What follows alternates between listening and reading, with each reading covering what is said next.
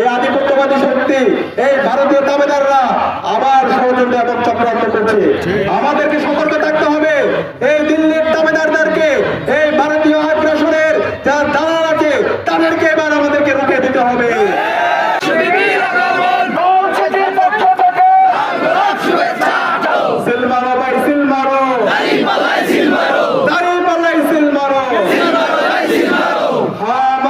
আমাদের সকলের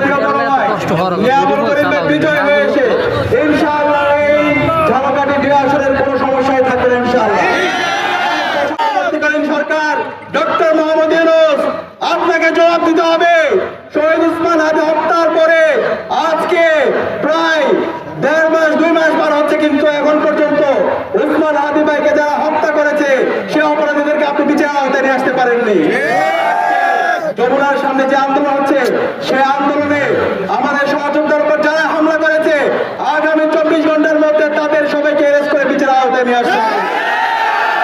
বাংলাদেশের 56,000 বর্গমাইল জুড়ে আমরা বড় আন্দোলন গড়ে তুলব।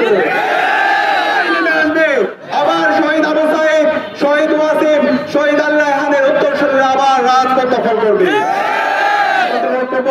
এই আধিপত্যবাদী শক্তি, এই ভারতীয় দাবেদাররা আবার ষড়যন্ত্র এবং চক্রান্ত করছে। আমাদেরকে সতর্ক থাকতে হবে। এই দিল্লির দাবেদারদেরকে, এই ভারতীয়